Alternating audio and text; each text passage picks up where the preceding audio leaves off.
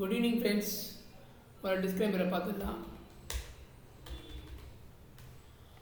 வாங்க, நம்ம சார்ட்டில் போகலாம். ஆஃப்டர் 2 days கழிச்சு இன்றைக்கி மார்க்கெட் நமக்கு கொஞ்சம் ஆப்பர்ச்சுனிட்டி கொடுத்துருக்குன்னு தான் தோன்றுறது. மார்க்கெட் பார்த்திங்கன்னா 2 நாளாக உங்களுக்கு ஒன்றும் ஆப்பர்ச்சுனிட்டியே கொடுக்கல. கேப் அப் ஆகி அப்படியே போய் நின்றுட்டு நமக்கு ஒன்றும் பெருசாக கொடுக்கல. பட் இன்றைக்கி மார்க்கெட் வந்து கொஞ்சம் ஆப்பர்ச்சுனிட்டி கொடுத்தது தான் நான் சொல்ல முடியும். அதுக்கு முன்னாடி நீங்கள் அப்பப்போ ஹையர் டைம் ஃப்ரேமில் மார்க்கெட் என்ன நடக்குதுன்னு பார்த்துக்கோங்க. பர்டிகுலராக 1 hour. இப்போ 1 hourல பார்த்தீங்கன்னா ஏதோ இந்த இடத்துல பார்த்தீங்கன்னா போய் ரெசிஸ்டன்ஸ் போய் திரும்பி வந்திருக்கு. அதுக்கப்புறம் இந்திய தாண்டில் திரும்பி வந்துருக்கு, திருப்பி இந்த இடத்துல வந்திருக்கு. ஸோ ஆல்மோஸ்ட் இங்கே வரும்போதே நமக்கு ஒரு அலர்ட் கிடச்சிடணும். Okay, it maybe also double top. இதை தாண்டி மேலே போகிறேன்னா இந்த 1 hourல டபுள் டாப்ன்ற பாயிண்ட்டு கூட நம்ம வரலாம் லாங் டைம் ஃப்ரேமில். இப்போ 5 minutes எப்படி இருக்குன்னு பார்ப்போம். இப்போ இந்த ஆக்சுவலாக பார்த்தீங்கன்னா இந்த ட்ரெண்ட் லைன் நான் காத்தாலேயே போட்டுட்டேன், மார்னிங்கே போட்டுட்டேன். 1 hourல இந்த ட்ரெண்டு இந்த வரும்போதே நான் போட்டுட்டேன், இதுக்கப்புறம் போட்டுட்டேன். மார்னிங் பார்த்தீங்கன்னா கேப் அப் ஆச்சு. பட் செல்ல புஷ் பண்ணி ப்ரைஸை கீழே கொண்டுதாங்க. எகைன் பையர்ஸ் ஃபுல்லாக போராடி ப்ரைஸை மேலே கொண்டு போனாங்க. ஆனால் அப்படி போனால் நாளோட டேயே தாண்ட முடியல. இந்த டைனமிக் சப்போர்ட், டைனமிக் ரெசிஸ்டன்ஸ் சொல்லுவோம், இதை தாண்ட முடியல. இதை தாண்டாமல் மார்க்கெட் ரிவர்ஸ் ஆரம்பிச்சிச்சு. ரிவர்ஸ் ஆனோன்னு பார்த்தீங்கன்னா நம்ம இந்த இடத்துல ஒரு ட்ரேட் எடுத்துருக்கலாம். ஏன்னா 2 நாளாக போச்சு, ப்ராஃபிட் புக்கிங் வரல. அதனால் நம்ம ஏற்கனவே ப்ராஃபிட் புக்கிங் எதிர்பார்த்தோம். இன்றைக்கி கண்டிப்பாக ப்ராஃபிட் புக்கிங் வரும், சென்சஸ் எக்ஸ்பைரி.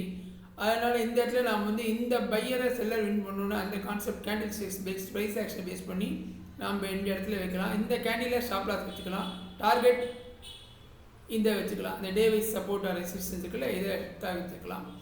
பட் இது ரொம்ப ட்ரிக்கியான ட்ரேட் தான். நமக்கு ஸ்டாப் லாஸ் ஹிட்டுன்னு நம்ம சொல்ல முடியாது. ஏன்னா நம்ம மைண்ட் லெவல் ஸ்டாப் லாஸ் தான் வைப்போம்.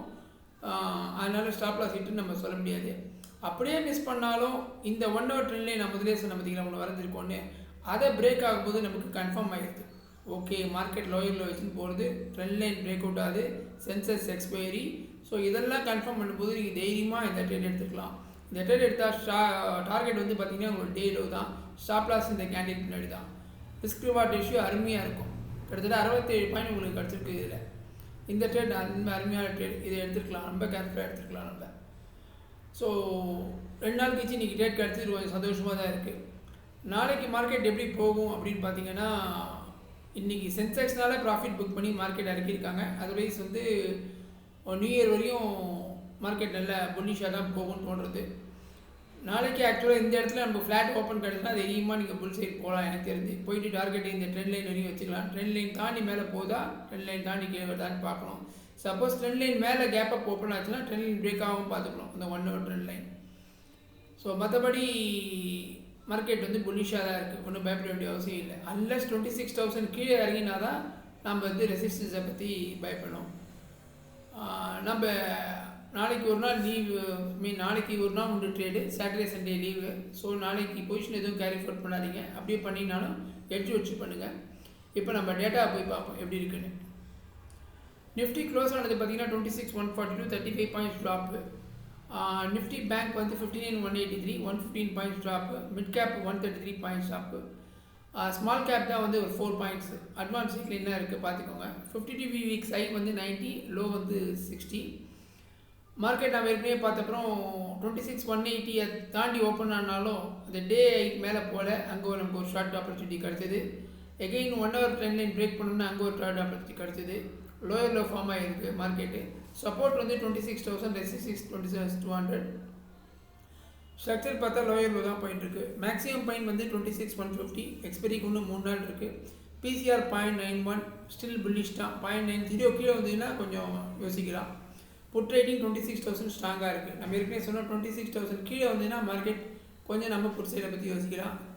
அதுவரையும் நம்ம புட் சைடை பற்றி யோசிக்க வேண்டாம். எஃப்ஐ பார்த்தீங்கன்னா ஆஸ் யூஷுவல் 1,721 crores சேல் பண்ணியிருக்காங்க.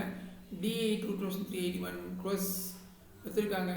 ஸோ நாளைக்கு பார்த்து ட்ரேட் விளையாடுங்க. இந்த வீடியோ பிடிச்சிருந்தா லைக் பண்ணுங்கள், ஷேர் பண்ணுங்கள். சப்ஸ்கிரைப் பண்ணாதவங்க சப்ஸ்கிரைப் பண்ணுங்கள். மேலும் நம்ம ஆப்ஷன் ட்ரேடிங் சீக்ரெட்ஸ் அப்படின்னு டெய்லி ஒரு சீரியஸ் போடுறோம். இது வீக்லி த்ரைஸ் வரும், மண்டே, வென்ஸ்டே, ஃப்ரைடேன்னு. ஸோ ஆப்ஷன் ட்ரேடர்ஸ்க்கு ரொம்ப யூஸ்ஃபுல்லாக இருக்கும். பாருங்கள், உங்கள் கமெண்ட்ஸை மறக்காமல் போஸ்ட் பண்ணுங்கள். Thank you friends, thank you.